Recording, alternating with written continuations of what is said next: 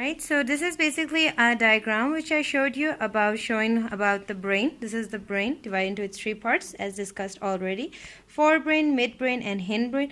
The forebrain consists of your cerebrum. The midbrain, no such location, is just present between the forebrain and hindbrain, hence given the name midbrain. And hindbrain, it is further divided into its three parts known as the pons, medulla oblongata and the cerebellum. And these all three parts they together form what is known as the most important structure of the nervous system, known as the brain part of your central nervous system.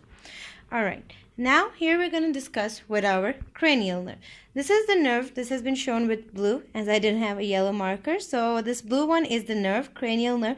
I've shown here one. There are basically 12 pairs of cranial nerves that leave this region of the brain, and by passing through the foramen magnum that is present in the skull, they then go to their various parts where they have to perform their various functions. That was about the cranial nerves. Now let us come to know what are the names of these cranial nerves. Today in this video just gonna give you introduction about the names and the nerve supply to it, and later on I will give in detail knowledge about what each nerve does, its function, everything. Alright, let's come to the 12 pairs of the cranial nerves. These are the names of the cranial nerves, and this is the mnemonic which has been used in order to make you memorize it. The mnemonic I use to help to memorize these 12 pairs of cranial nerves are: on old oak tree, Tim and Fallon, visit grandparents, Victoria and Harry.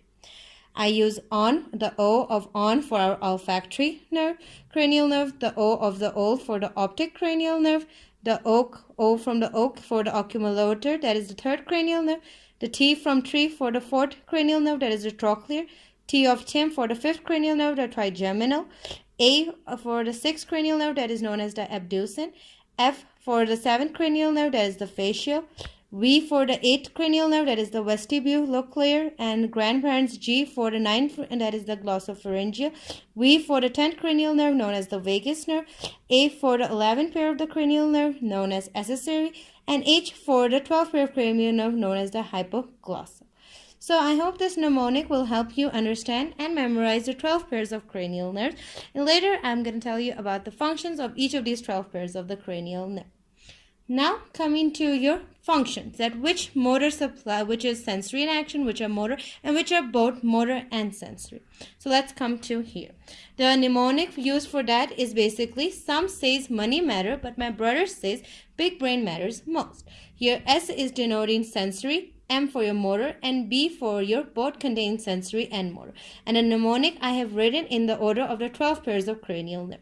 So the first one, S, means that your olfactory nerve, it is sensory in action.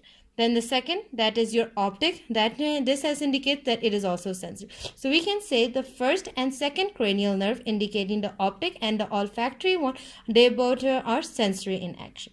Then coming to the third, that is your oculomotor. It is a motor in action, the M for motor. Then the trochlear one, that is also motor. So we can say that the third and fourth cranial nerve, they are motor in function. B indicating the both, we contain both sensory and motor, and it is on number 5. So the fifth cranial nerve is the trigeminal. So it is both sensory as well as motor in action. Then the sixth cranial nerve, known as your abducen, it is indicating by this M letter that it is motor in action.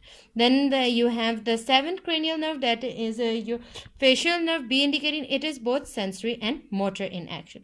Then the eighth cranial nerve is known as the vestibulocochlear. It is also indicating that it is sensory in action.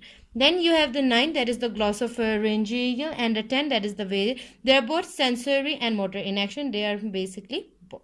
Then you have the last, that is the 11th and 12th, which are your accessory and hypoglossal. They are indicating by the M letter that they are motor in function. So that was all for your introduction about what are the cranial nerves, its names, and also the action. Both mnemonics are given. Hope this understands you. Thank you.